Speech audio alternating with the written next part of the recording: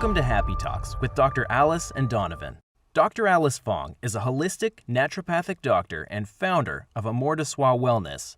And Donovan Jensen is a software engineer and founder of HowToHappy.com. Together, they're out to cause more happiness in the world. Hello, everyone. Welcome to Happy Talks. My name is Dr. Alice, and this is my awesome co-host, Donovan. And today we are going to be talking about how to deal with failure and rejection. I think we've all been there at some point in our life, and I've got some opinions about it, and I'm sure Donovan does as well. We've all been there. So, Donovan, where would you like to start this conversation? The first couple ideas that come to mind are basically that failure and rejection are sort of a natural part of any serious undertaking, right? Anytime that you're going to stretch yourself or push or try to do something, there is a chance. And if it's something new to you, probably a good chance that you're going to face some amount of rejection and failure. So as we like to talk about on the show, if you're interested in growth and really pushing your boundaries and accomplishing things, it is almost inevitable that you're going to run into these two things and need to develop some strategies around how to handle failure and rejection. I definitely have some stories for myself that I'm sure we'll get into, but I don't want to hog the spotlight. I'd be curious what your thoughts are. Well, I think my perception of failure and rejection has evolved over the years. I think as a adolescent, teenager, maybe even into my 20s, you associate it with this negativity, like it's a bad thing to fail and to be rejected. And then it made me feel like a bad person when I didn't succeed at something that I was going for. And then it gets internalized, and then it just doesn't make me try for doing better or trying to overcome those failures in a way. But I think I've evolved myself through a lot of personal development to realize that failure is how you grow, is how you succeed, is how you learn and become better. And it's actually a vital part of success in my mind. And actually, I was just listening to Tony Robbins, I forget, one of his money books is on my audiobook list right now. And he was talking about this woman, I forgot her name. I don't know if she's still the CEO, but she was like the founder of Spanx. So she's like the first woman billionaire. And he was telling me about, Tony Robbins in his audiobook was telling me about how at her growing up in her adolescence, her father would just ask the question, like, how did you fail today? As like a way to drive his children to, like, drive them to fail so they succeed, because that's the only way to grow. And I've kind of shifted my own mindset to see that failure is a part of life, and actually it's good to fail. So that's my evolution of failure and rejection. And I think it's a good thing now versus not a bad thing anymore in my mind. So I don't know where you're at with that. Yeah, so I think maybe we could talk a little bit more about sort of because our evolutions sound parallel. Mm-hmm. And I think one of the things that made failure and rejection hard for me to handle early on is sort of what you were talking about, but not quite explicitly, but around being really, really outcome focused, right? So when I was younger, in my teenage years, I would try something. And if I wasn't able to accomplish what I thought I should accomplish immediately, then I would just sort of give up, because I was so focused on the outcome, as opposed to now seeing a lot more of the process and seeing, like, for a large number, probably the majority of things worth doing, if you're going to build skill or build up like a following or connections or whatever else, that takes time and effort and energy. And along the way, there's likely to be all kinds of failures and all kinds of shortcomings and rejections and whatnot. So when I had that mindset more like, oh, these outcomes are the most important thing, that's when this stuff was the most painful emotionally and the hardest for me to deal with, as well as it pushed me towards the wrong direction, which was things like, hey, I tried this new sport, I'm not good at it, I don't want to play it ever again. Mm-hmm. Whereas, with more time and experiences and learning and whatnot, I've come to realize that once you get past sort of a baseline, right? Like you might have a little bit of an aptitude for some things. So you might be able to get ahead of people like quicker right at the outset for some things. But once you get past, sort of this like first tier into the second tier of whatever you're doing, more often than not, it's going to require lots and lots of work and failures along the way for everyone. No one reaches the top of whatever they're doing or reaches the heights of having community or things distributed or whatever else without running into some of these failures. Now, some people get extraordinarily lucky, and at the start of their journey, they make like a song or something or a video and it blows up. But still, down the road, as they're creating more things, other instances of their work are going to hit and miss. So I guess what I'm trying to get at is, as long as you're focused on only the outcomes, and the outcomes can be important depending on what it is, but as long as you're only focused on that, it's going to be much harder to recover because you're much more likely to tie the outcome to your self-worth, kind of like you were talking about like not feeling like a good person and some of these other things. And then you're not going to do more work, and then you're just going to continue to fail and get rejected, or just not try at all, which is effectively the same thing. Mm-hmm. Yeah, no, I absolutely concur with that, because I love that you tied in the outcome driven mindset as though the way that people tend to internalize the failure, instead of just saying, oh, I failed at X sport. Instead, it was more like, I am a failure, and then it stops you from pursuing. And I just like had this flashback of how in my youth I tried so many, my parents put me in so many different activities that I quit a lot of things because I did not like being bad at stuff.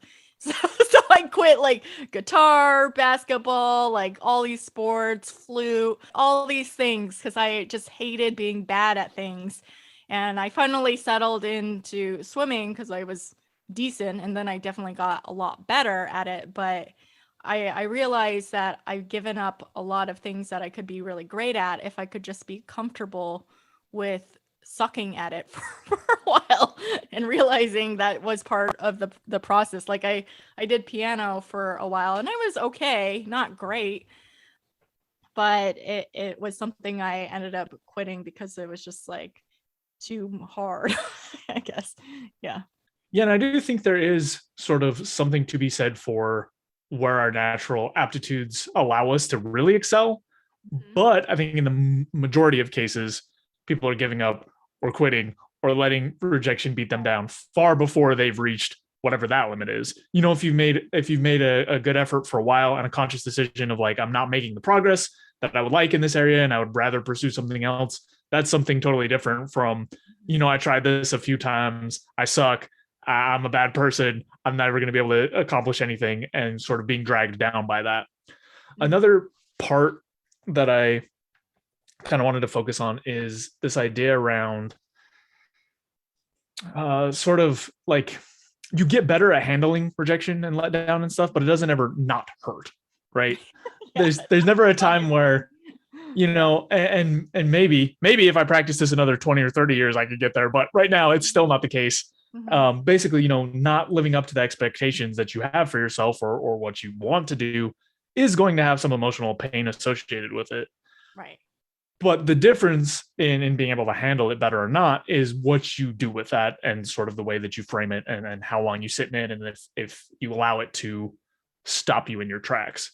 Going back to, earlier, I used to all the time when I ran into stuff that I thought I was bad at, just give up.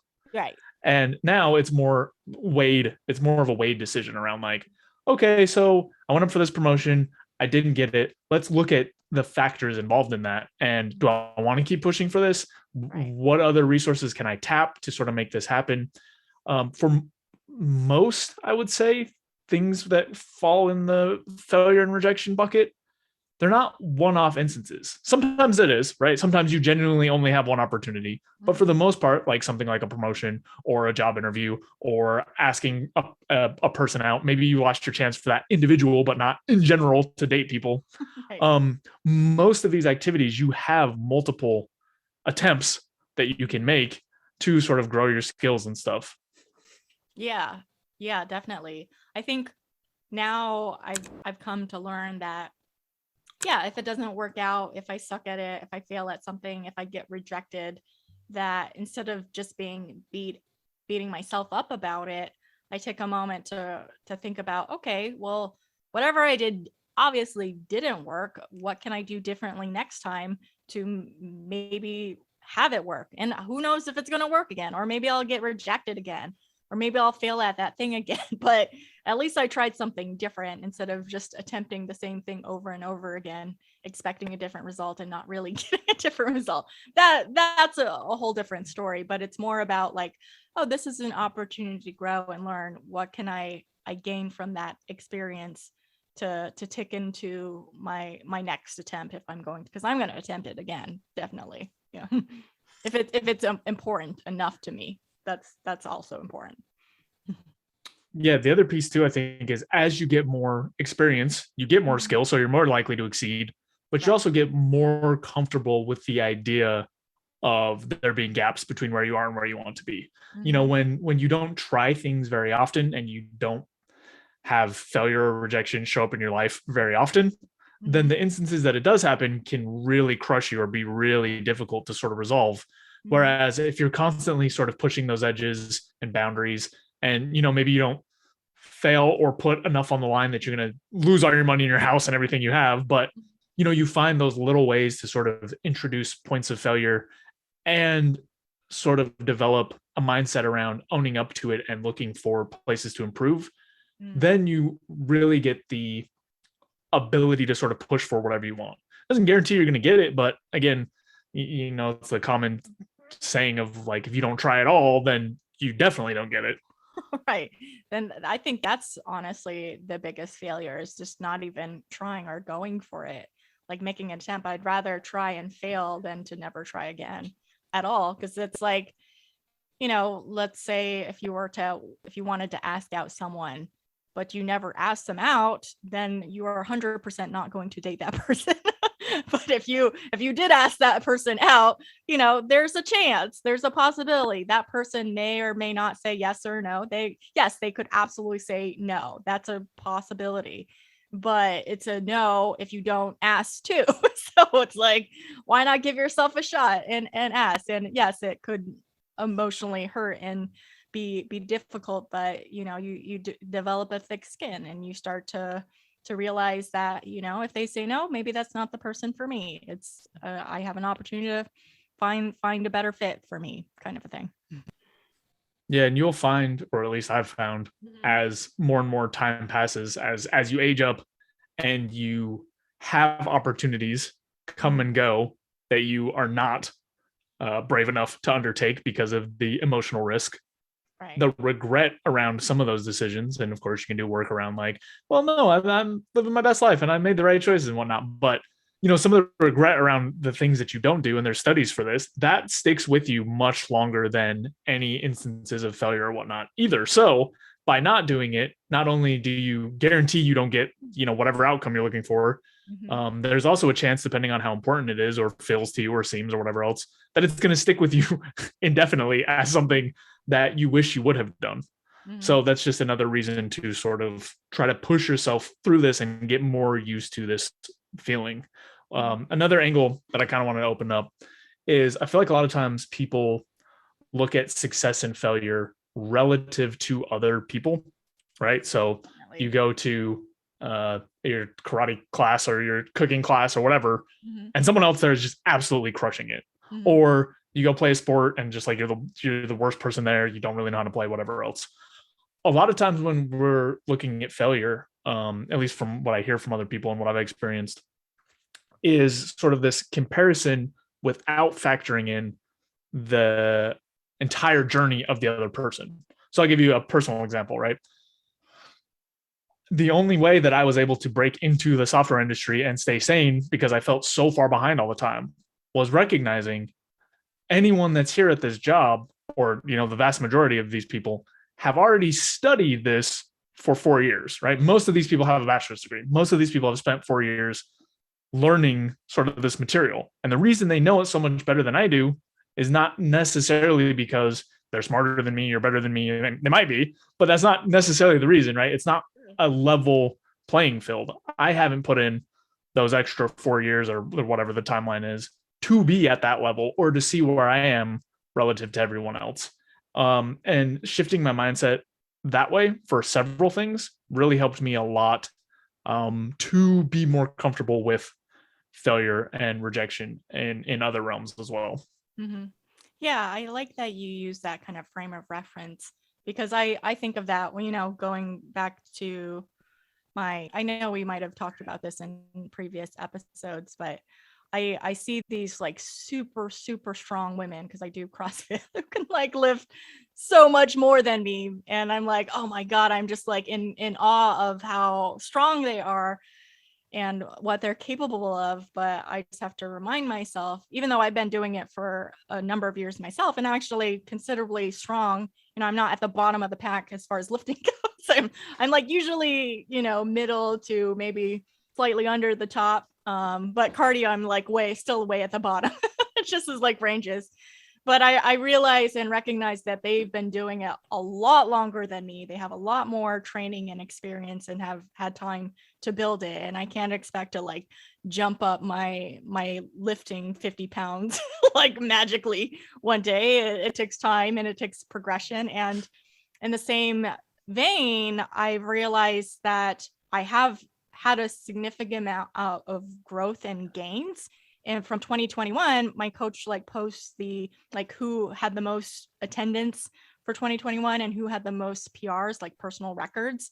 And I was the person who had the most personal records of 2021 out of my whole gym, because I make it a point to fail when I'm doing the lifts, because I'm like, even if I make a gain by like 1 pound, because he just got these like, someone gave him these like micro gain, like tiny plates that are like, you can literally put like half pounds of plates.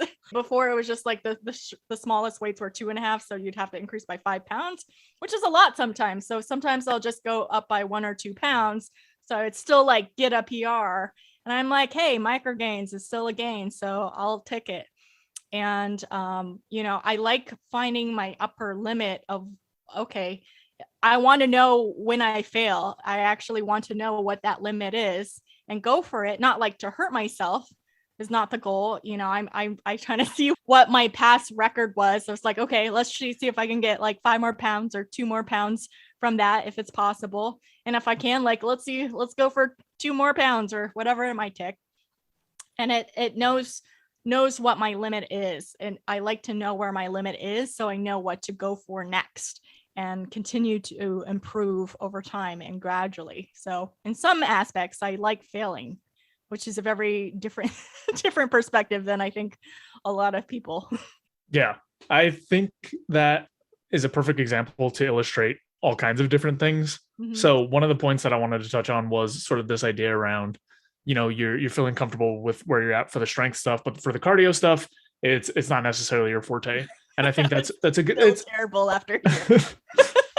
But I improved on myself though. That's really what matters. We were doing like a 50 calorie bike, and I'm terrible at bike. It took me like 5:38, but I dropped it by like 10 seconds after a year. So like a ginormous increase in my cardio ability, but it still was like slightly better than a year ago. So I'll take it.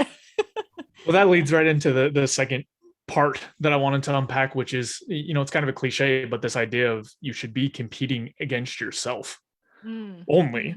Because, I brought up that other piece, between weightlifting and cardio to show like, hey, maybe you have some natural aptitude or were able to increase that one piece faster than the other, just because of some sort of, inherent traits. Right. But then there's this other piece of like, you should only really be competing against yourself because, let's take the strongest woman that's at your CrossFit place, right? So she might have not only have more experience, but maybe is dedicating more time to this, right? Like really being super on point with nutrition, really being doing tons of workouts, doing all this other stuff, dedicating a ton of time to it. Whereas you are spending your time doing other things like working on a business or doing this podcast or whatever else. And also you have, sort of the inherent genetic factors there, or that aptitude piece. So when you compare yourself to other people, it's really, really difficult to get a good indication of where you should be relative to them. And I say should in quotes because it's like kind of made up. But obviously, like you can take different strategies and whatnot that people are using. But the most effective and reliable measure that is at our disposal is comparing against ourselves, because the journey there is very clear and the sort of actions you've been taking relative to your past self are very clear. So it's much easier to gauge progress and whatnot. And of course, there are some realms where sort of the objective level of skill or fitness or whatever do matter, like in competition or whatnot. It doesn't matter if what your background was, the actual times matter. But in general, for most things, that's not true. For most things, it's about sort of optimizing and getting to the highest point that you can reach. And the best way to gauge that is using yourself as a baseline, not using other people. Right. Absolutely. Although I would have to add to the point as far as, because we're in the realm of sports, one of the things I grew up as a swimmer, and yeah, I like that sport because you're competing against yourself. You're just trying to improve on your own time, but at the same time, there are other swimmers swimming next to you, or like same at my gym. There's other athletes working out right next to me, and it's like, okay, they're giving me motivation to like, okay, it's not about what they're getting, like it's not about beating them, but it kind of helps push me like push a little harder to have that little competitive edge. It ultimately doesn't matter whether I beat them out or not, because it's really about if I improve on my time. But it does help, because I realize I don't know if I would push or drive myself as hard if there weren't anyone else around me. Yeah, I don't know if I'd be as motivated. Yeah, I'm pretty sure I would not. Yeah. Yeah, I think that's a great point, because it's about the relationship you're having with other people and your progress and whatnot. So, in that case where it is motivating you and you Right. see these other people with this strength or this speed or whatever else, Mhm. and you're saying, oh, I want to get faster like them, and it's sort of bringing you Yeah. up to a level, then that's great. That's awesome. And I am very competitive, so I experience that a lot. But I also experience the dark side of it, and this is the part that I was talking about before, to fight against, which is where sometimes it's like, well, I've been doing my best for as long as I have been doing it, and I'm still much worse than these other people. Like, this sucks. Maybe I should just give Yeah. up. And it's when that voice starts coming up and rolling around in my head that I need to bring out some of those other pieces of like, okay, I need to be really realistic about, the amount of time I'm willing to put into this, or how much experience, or, all the factors that are relevant, so that I don't go all the way to the bottom of that pit. But I think you're completely right. When it is bringing you up, when you are seeing like, whoa, Yeah. that person just absolutely crushed it, like that makes me want to push harder, or like, Right. oh, I'm super close to where they're at right now. I think I could edge it out and beat them if I just push a little harder. I think when you're getting that positive relationship with it, it's completely fine. It's just you have to keep an eye out for the other half. Yeah, I totally agree with that point. And it's a really important point to make, because, if you're constantly beating yourself up for coming in last or whatever it might be, it's like, okay, but did you improve on yourself? That's really the end game. And if you're constantly comparing yourself to others, and just kind of like, well, why do I bother? Why do I try? I'm not really making any progress. I'm never going to be as good as them. Versus like, oh, yeah, they're way better than me, and that's okay. That's, I know in time, maybe more years of practice and more training, maybe I could get there. That's a different than like, I'm never going to get there. Never going to be as good as why should I try? Why should I bother? Kind of a thing.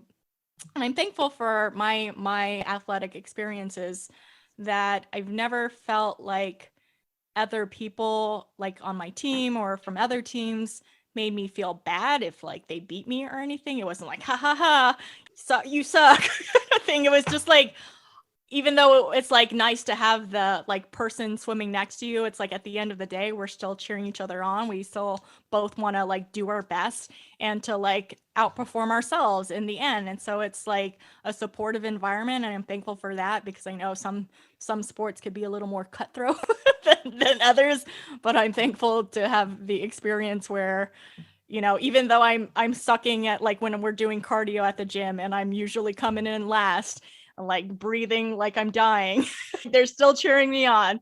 And so it's like, hey, I finished and I did it and I didn't die. So that's a win for me. Yeah, that is not even close to the experience I had playing competitive really? soccer. But Oh yeah, I'm sure soccer could be a little different.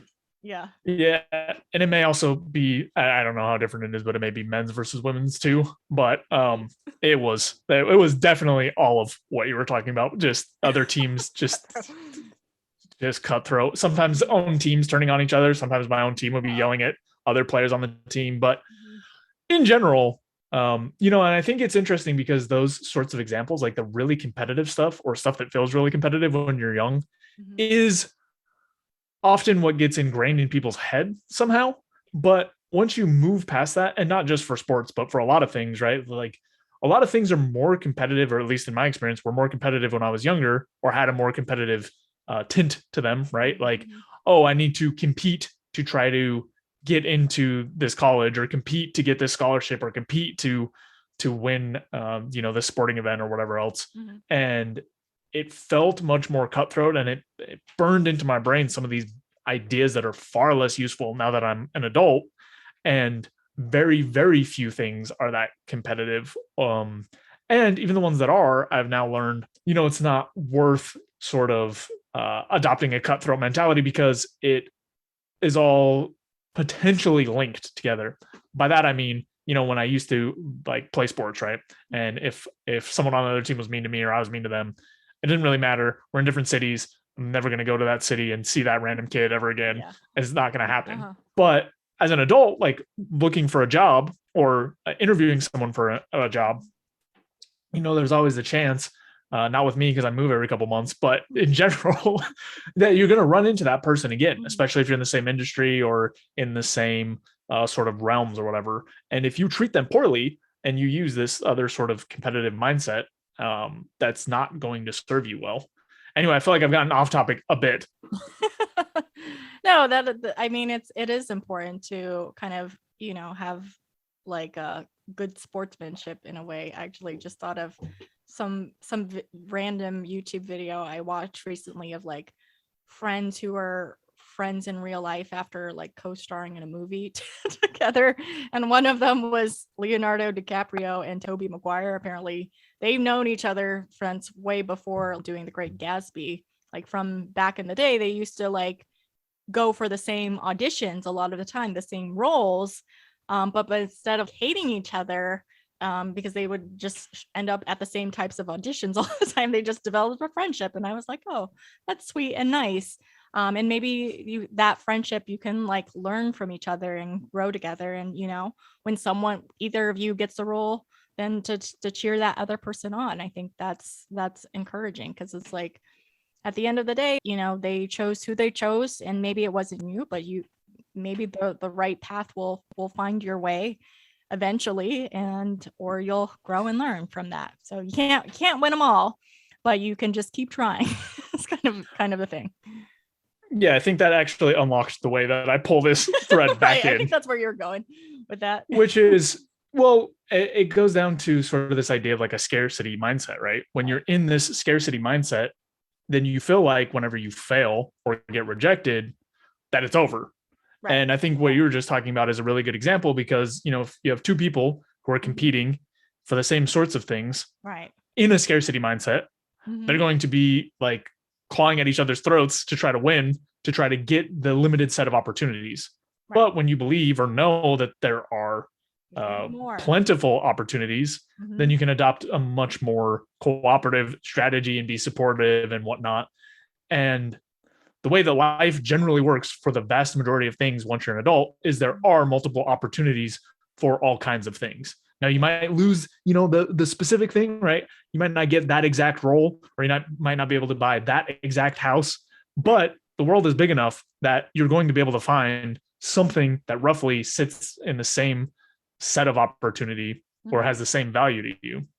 So that's another piece to really work on, or something that I've worked on over the years, to make rejection and failure hurt a lot less. Because I used to think, and this is what I was trying to get at with the competitive nature, is I used to feel or have like ingrained in my head, from soccer or whatever else. Well, in soccer, when you play a game, you either win or lose, and right, it's binary. But in life in general, that's not the case. You might lose in one instance, but it's way more about the whole season, right? It's way more about Right. how you continue to learn and grow and take more opportunities.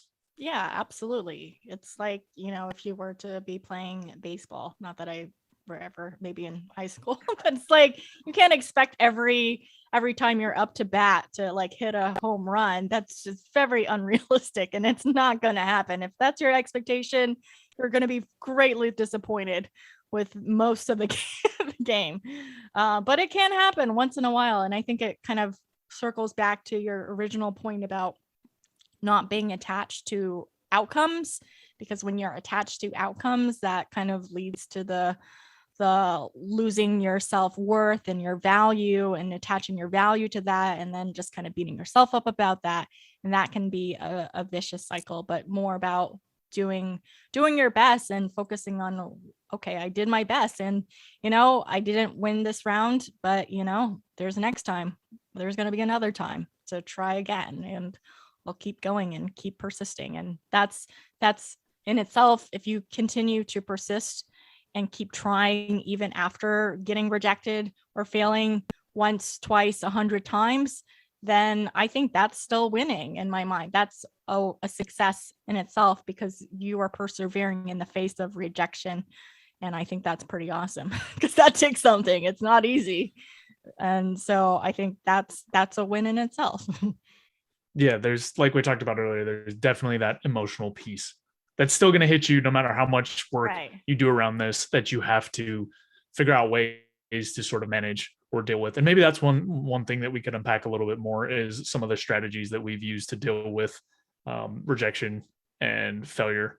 And the one other thing I wanted to talk about, I might be piling too much on at once, but we talked a little bit about sort of self-worth or self-esteem as related to failure. And I also wanted to talk a little bit about it as related to rejection, right? Because I know earlier in my journey, I used to take rejections very, very personally. And it did not serve me especially well.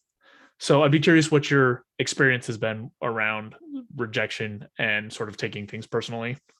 I don't, for whatever reason, when I think of rejection, I think of like my brain automatically goes to dating. for whatever reason, and I've been dumped plenty of times in my day, and been around the block with dating back when I was in the dating world, essentially. And I just remembered this time where I dated this guy, and I thought we hit it off.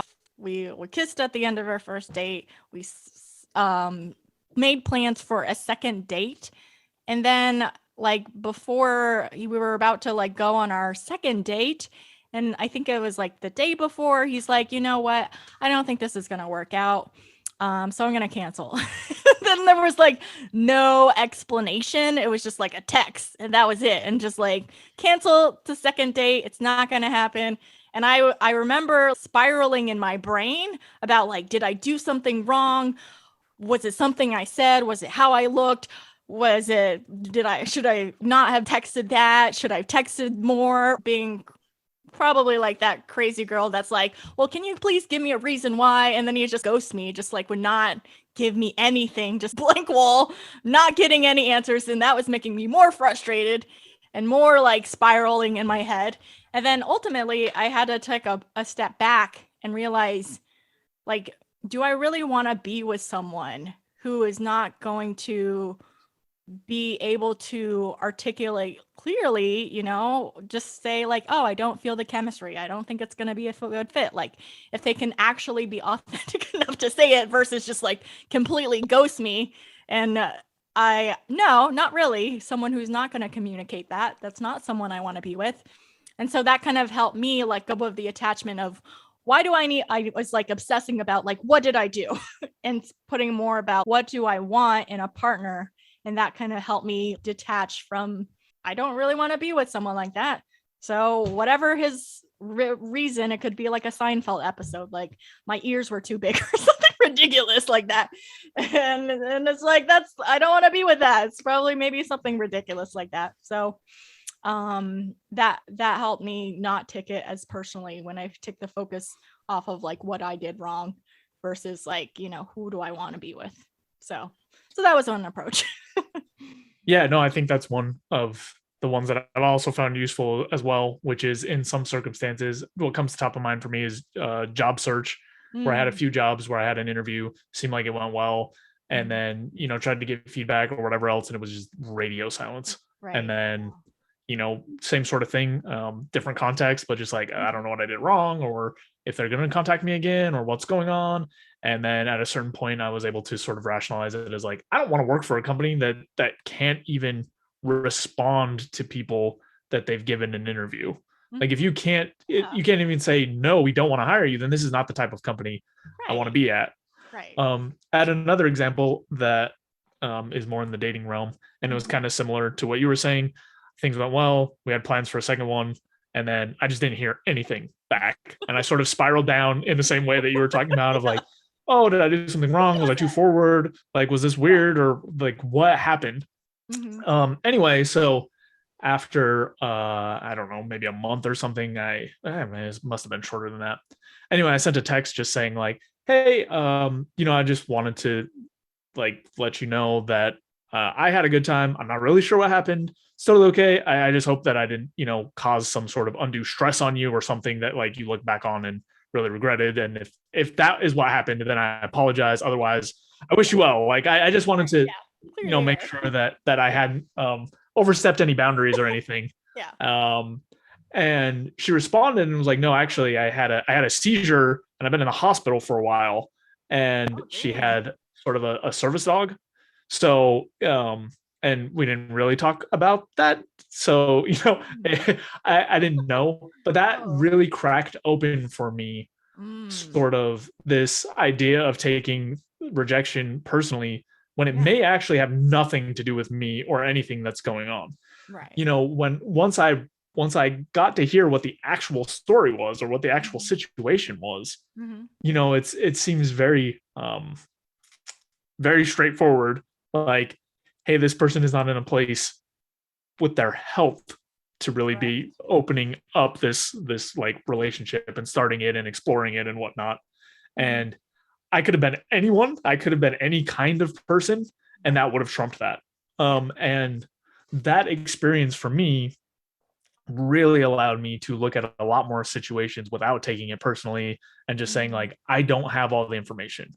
Now if it's something like a promotion, like I can go try to get more information to try to fill in any gaps or do better for next time or whatever else. But in a lot of cases I'm just not going to get the information. Yeah. But that experience was the one that allowed me to go like, oh, you know what, you can experience failure or rejection in a way that actually has nothing to do with you. Mhm. um, Now that's not to absolve you of responsibility when there are times you fail or Right. get rejected and it's 100% your fault. Right. Um, but like you were talking about, I had sort of the same thing, that spiraling, that just like, what did I do wrong? What could I have done? What could have been different?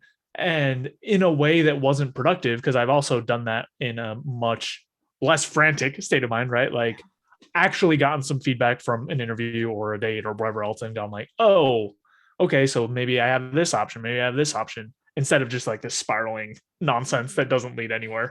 Right. That is not helpful thoughts whatsoever. And probably, majority of it's not even true. It's just like, oh yeah, maybe I chewed weird or something random. Yeah. So I think that's really important points you brought up. So all right, I think we covered this topic pretty well. Did you have any final thoughts to share? The only last thing that I have is, as with many of the topics we covered, it's an easier said than done situation, right? Absolutely. It's much easier to say like, just go out and do stuff Yeah. and just deal with the rejection and the failure and just get Yeah, it's over it. fine. And It'll be fine. um, No. it's definitely a much harder process than we're able to communicate through Right. just talking about it. But going back to sort of those core sort of issues, like you're not going to get anything done. Most meaningful things require some amount of stepping out of your comfort zone, Mm-hmm. and you are likely to fail. But if you take risks in a way that's sort of weighed, then um the only thing you have to deal with is the emotional burden, and you can Yeah. generally move past that and keep trying until you find what it is that you're trying to accomplish. Right. Absolutely. And yeah, if something's really important to you and you have to realize that keep going, keep trying, and accept that failure is part of the journey. I think it's part of the process, and it's not always easy, but there's something to gain out of it. So think about that. All right, everyone. Thank you for tuning in for Happy Talks today. We appreciate you all listening in. And if you appreciate us, give us a like, follow, share, all the good things, and share, well, a time maybe where you've been rejected or had to deal with failure in the comments and what you did about that. Let us know. We are curious. Thanks for watching. If you enjoyed the video, please take a second to subscribe, as it really helps out a lot. If you're looking for more content, there's all sorts of information over at howtohappy.com. And if you want something a little bit more condensed and concise, I've also written the book Mindscaping, which is essentially a framework for optimizing happiness. So we'll have the link there as well. And that's all I've got. Thanks again. I'll see you next time.